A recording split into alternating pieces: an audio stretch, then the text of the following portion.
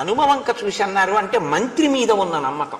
ఎందుకు అలా భయపడతావు? లఘుచిత్తతమాత్మానం అంటున్నావు కదా, ఒక పంచి నువ్వు వెళ్ళి అడిగిరా, నువ్వు కనుక్కురా. అసలు మనం భయపడవలసిన అవసరం ఉన్నవాళ్ళు, భయపడవలసిన అవసరం లేని వాళ్ళు నువ్వు వెళ్ళి విచారణ చేసిరా అంటే ఆయనకి హనుమ మీద అంత నమ్మకం రాజుకి. నలుగురు సచివులున్నా మిగిలిన వాళ్ళకి బాధ్యత అప్పచెప్పలేదు.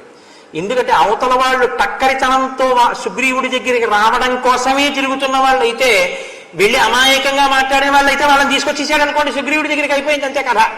కాబట్టి వాళ్ళ హృదయమిరింగిన వాడై ఉండాలి. ఒకవేళ వాళ్ళ వల్ల ఉపయోగం ఉందంటే తీసుకురావాలి, అక్కర్లేదనుకుంటే నిశ్శబ్దంగా వచ్చేసి రాజుకి హెచ్చరిక చేసి రాజుని తప్పించగలిగినటువంటి ప్రజ్ఞ కలిగిన వాడై ఉండాలి. కాబట్టి ఇప్పుడు హనుమతో అంటున్నారు, మనసులో ఉన్న భావములు శరీరముల యొక్క కదలికల వలన చేష్టితములుగా ప్రకటనమైనప్పుడు కనిపెట్టగలిగినటువంటి సమర్థత ప్రకాశించగలిగిన వాడు రాజు అన్నావు కదా. హనుమ, నువ్వు వెళ్ళి వాళ్ళ యొక్క ఇంగితము, వాళ్ళ చేష్టితము, వాళ్ళ మనస్సు, వాళ్ళ హృదయము బాగా కనిపెట్టు.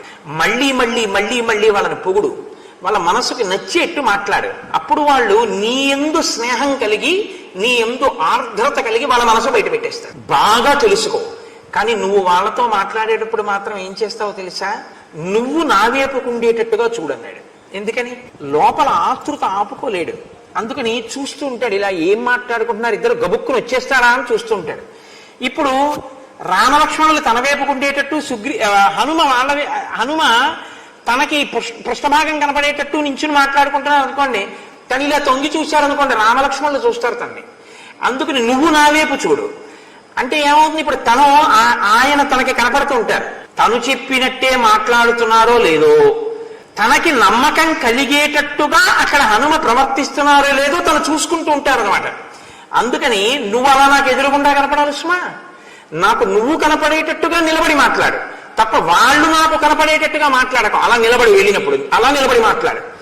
ఎంత జాగ్రత్త తీసుకున్నారండి, ప్రాణం మీదకి వచ్చింది అనేటప్పటికీ ఇన్ని జాగ్రత్తలు వస్తాయిలా ఉంది. ధనస్సులు పట్టుకున్నటువంటి వాళ్ళిద్దరూ తాపసుల వేషంలో ఈ అరణ్యంలోకి ఎందుకు వచ్చారో నువ్వు కనుక్కురా.